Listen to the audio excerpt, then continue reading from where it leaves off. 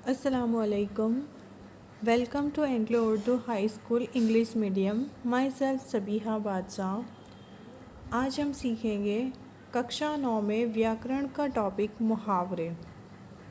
आज हम मुहावरों के बारे में जानेंगे. मुहावरे किसे कहते हैं और उन मुहावरों का वाक्य प्रयोग कैसे किया जाता है, इसके बारे में हम समझेंगे. प्राचीन काल का मनुष्य सीधी सरल भाषा का प्रयोग करता था. धीरे धीरे उसकी भाषा में सरसता और रोचकता आने लगी. वह सीधी सादी बात को अनोखे ढंग से कहने लगा. भाषा में अनोखापन लाने वाले प्रयोगों में मुहावरों का प्रमुख स्थान है. मुहावरों के प्रयोग से भाषा सुंदर और रोचक ही नहीं, प्रभावशाली भी बनती है. इसीलिए हिंदी भाषा में प्रवीणता पाने के लिए हमें मुहावरों का ज्ञान अवश्य होना चाहिए. अब देखिए, हम जानते हैं कि मुहावरे किसे कहते हैं. तो जब कोई शब्द या शब्द समूह अपने सामान्य अर्थ को छोड़कर विशिष्ट और लाक्षणिक अर्थ को सूचित करता है, तब उसे मुहावरा कहते हैं. मुहावरे प्रायः पशुओं, पक्षियों, प्राकृतिक पदार्थों, कुछ विशेष स्थानों या शरीर के अंगों के आधार पर बनते हैं. इनका सांकेतिक अर्थ बड़ा गहरा होता है. जैसे ज़बान का धनी होना एक मुहावरा है. ऊपरी तौर पर इसका अर्थ है ज़बान रूपी धन वाला, परंतु वास्तव में इसका अर्थ है अपने वादे को निभाने वाला. इसी तरह एक मुहावरा है श्री गणेश करना. इसका लाक्षणिक अर्थ देखें तो प्रारंभ करना होता है. कोई नया काम शुरू करने पर लोग काम शुरू किया ऐसा कहने के बदले श्री गणेश किया ऐसा कहते हैं. चलिए कुछ और बातों से समझते हैं हम. तो कि इस सरल अर्थ में अगर कोई वाक्य देखें तो शेर की दहाड़ सुनकर यात्री बहुत डर गया. और उसे मुहावरे के वाक्य में हम अगर समझे तो शेर की दहाड़ सुनकर यात्री के हाथ पैर ठंडे हो गए. कल नाना जी की मृत्यु हो गई. कल नाना जी राम के यहाँ चले गए. देखिए, मुहावरे के अर्थ में मृत्यु हो गई शब्द को राम के यहाँ चले गए ऐसे प्रस्तुत किया गया. अगर सरल अर्थ में वाक्य को देखें तो मित्र को देखकर मैं बहुत प्रसन्न हुआ. और इसी वाक्य को हम मुहावरों के रूप में देखें तो मित्र को देखकर मेरा हृदय खिल उठा. देखिए, मुहावरों का उपयोग कैसे होता है हमें ये वाक्यों में बहुत अच्छे से बताया है. जब कोई वाक्यांश अपने साधारण अर्थ को छोड़ देता है और एक विशेष अर्थ को व्यक्त करता है तो उसे मुहावरा कहते हैं. मुहावरों के प्रयोग में हमें कितनी सावधानियां बरतनी चाहिए. तो मुहावरों का प्रयोग उनके असली रूपों में ही करना चाहिए. उनके शब्द बदले नहीं जाते हैं. जैसे अक्ल का दुश्मन एक मुहावरा है. यदि इसके स्थान पर अक्ल का शत्रु प्रयोग किया जाए या 9-2-11 होना की जगह 8-3-11 होना किया जाए तो सर्वथा अनुचित है. मुहावरे वाक्यों में ही शोभते हैं, अलग नहीं. जैसे यदि कहें कान काटना तो इसका कोई अर्थ व्यंजित नहीं होता, किंतु यदि ऐसा कहा जाए यह छोटा बच्चा तो बड़े बड़ों के कान काटता है, तो वाक्य में अद्भुत लाक्षणिकता, लालित्य और प्रवाह स्वतः आ जाता है.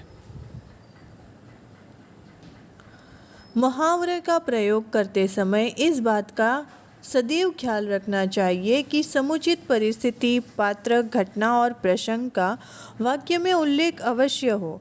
केवल वाक्य प्रयोग कर देने पर संदर्भ है के अभाव के मुहावरे अपने अर्थ को अभिव्यक्त नहीं कर सकते हैं.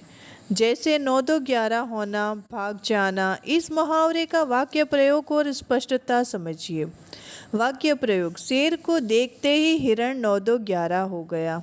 स्पष्टता करें इस शब्दों की. चले हम देखते हैं, दिए हुए वाक्य प्रयोग को स्पष्ट करते हैं. शेर हिरण का शिकार करता है क्योंकि वह शेर का भक्ष्य है. कोई जीव जानबूझकर मरना नहीं चाहता, अतएव शेर को देखकर हिरण अपनी जान बचाने के लिए भागेगा ही. 9-2-11 होना का अर्थ व्यंजित हुआ कि भाग जाना.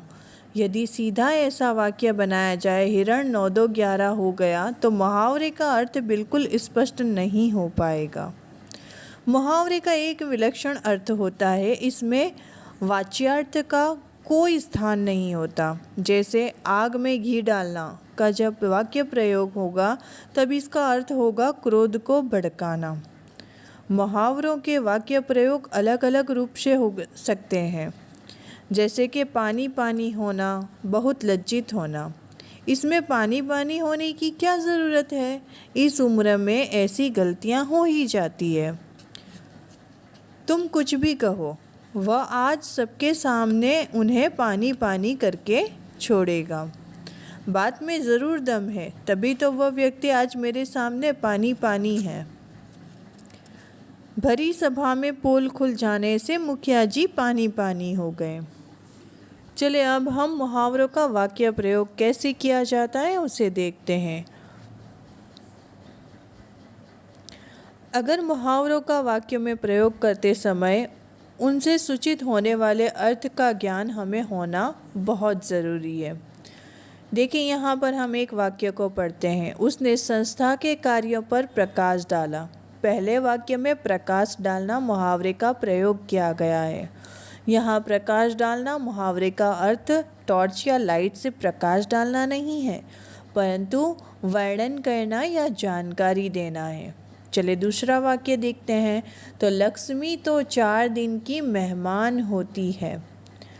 4 दिन का मेहमान होना मुहावरा है। इसका अर्थ होता है कि 4 दिन तक मेहमान के रूप में रहना नहीं, परंतु चंचल होना या अस्थिर होना है। यहाँ लक्ष्मी की चंचलता को सूचित करने के लिए इस मुहावरे का प्रयोग किया गया है। इस प्रकार मुहावरों के सार्थक प्रयोग के लिए उनके सांकेतिक अर्थ का सही ज्ञान होना आवश्यक है। नाउ स्टूडेंट्स, आप लोग अभी तक मुहावरों के अर्थ लिखते आए और उनका वाक्यों में प्रयोग करते भी आए, पर मुहावरे किसे कहते हैं और इनका वाक्यों में प्रयोग कैसे किया जाता है इस वीडियो में मैंने आपको समझाया है। तो बेटा आप लोग इसे अच्छे से समझिए और अब जब भी ऐसे मुहावरे पूछे जाए तो उनका सही अर्थ लिखिए और उनका सही वाक्यों में प्रयोग कीजिए। Thank you for watching. जज़ाकल्लाह।